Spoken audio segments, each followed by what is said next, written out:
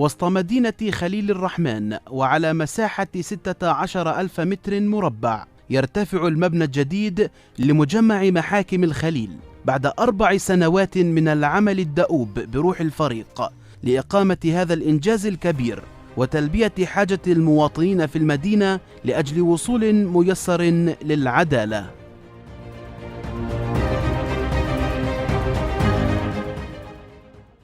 بعد سنوات من معاناة مراجعي المحكمة والعاملين فيها بسبب الظروف الصعبة لبيئة التقاضي في المبنى القديم،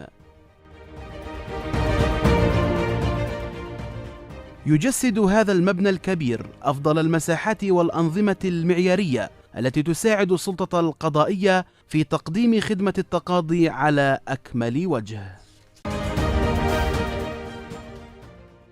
تم إنشاء هذا المشروع بدعم من الحكومة الكندية وإشراف من الUNDP وتنفيذ شركة المصلح وأطلنطيك.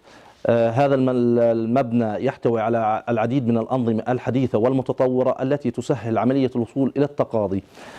من بين هذه الأنظمة نظام التحكم بالمباني BMS، ونظام إنذار السرقة، ونظام إنذار الحريق، نظام KNX للتحكم بالإنارة والتكييف.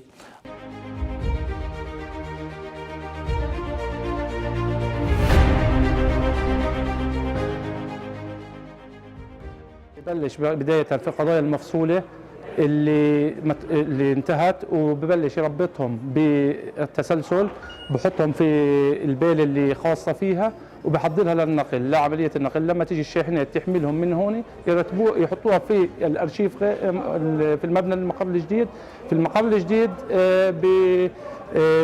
بعيدوا ترتيبهم على الخزائن. بالنسبة للملفات، كل قلم مسؤول عن سلامة الملفات بترتيبها هون، وكمان الشركة احنا بنتابعها متابعة في النقل من هون، معهم موظف مع السيارة اللي تطلع إضافة لسيارة شرطة راح تبقى مؤمنة. في المبنى الجديد بده يستلم موظفين القلم نفسهم، اللي مثلا قلم الحقوق بده يستلم قلم الحقوق.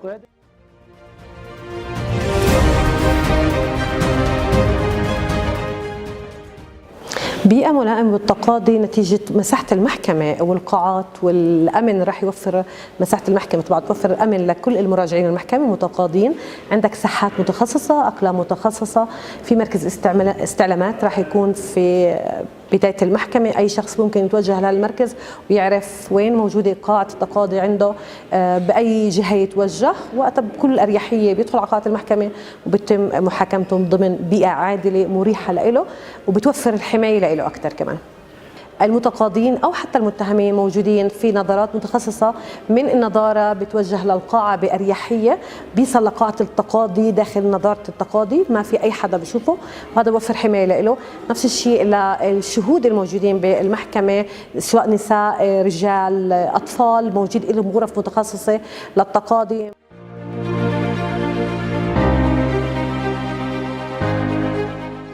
طبعا بعد تجهيز المبنى وأصبح المبنى جاهز للاستعمال، تم تشكيل عدد من الفرق الفنية المتخصصة، وكل فريق له جزء من الاختصاص، بحيث كان هناك عمل تكاملي من أجل عملية النقل. تم أيضا التعاقد مع شركة خاصة للنقل من أجل ضمان عدم تعطيل أيام العمل الرسمي ولا لأي ساعة. بدأت عملية النقل يوم الأربعاء الماضي 13/1. طبعا استمر العمل بالدوام حتى نهايته. بعد ساعات الدوام الرسمي بدأت عملية النقل يومي الأربعاء والخميس. لم تتعطل العمل أو المتقاضين أو المحامين لأي ساعة. في يومي الخميس والجمعة كوادرنا الإدارية في المحكمة تمت بعمل جميع التجهيزات اللازمة. اليوم السبت الساعة 12 وصلنا إلى المرحلة النهائية، لم يتبقى أي شيء. قمنا بجولة في هذا اليوم مع الصحافة والمحامين وجميع الأطراف ذات العلاقة. قمنا بعمل تدريب للعمل على الأنظمة. اليوم إن شاء الله إحنا جاهزين بشكل كامل. هذا المجمع هو خطوة متقدمة احنا اليوم في محافظة الخليل هذا مبنى يعني ملائم مناسب لعملية التقاضي. في المباني القديمة السابقة المستأجرة كان يواجهنا عدد من التحديات، كان أبرزها موضوع ضمان حماية الموقوفين. اليوم هذا المبنى بمساحته الكبيرة هناك مداخل خاصة للسادة القضاة، مدخل خاص للمحامين، مدخل خاص لجمهور المتقاضين. اليوم الموقوف سيارة الموقوفين بتنقله للمبنى، بدخل على قاعة التقاضي وبغادر من دون أي احتكاك مع أي مواطن. هذا كان من المسائل اللي كتير مهمة. حتى في عندنا أقلام الأحداث هناك أماكن خاصة، هناك أماكن خاصة للشهود. كان أحيانا المواطنين يكون في اكتظاظ خصوصا في ظل الوضع الصحي الحالي وظل جائحة كورونا. الحمد لله مساحات كبيرة، في إمكانية للتباعد بين المواطنين. طبيعة الدوائر إنها يعني ليست في مكان واحد مكتظ، هذا بيسهل على المواطنين إنه يجروا معاملاتهم بسلاسة وبسهولة.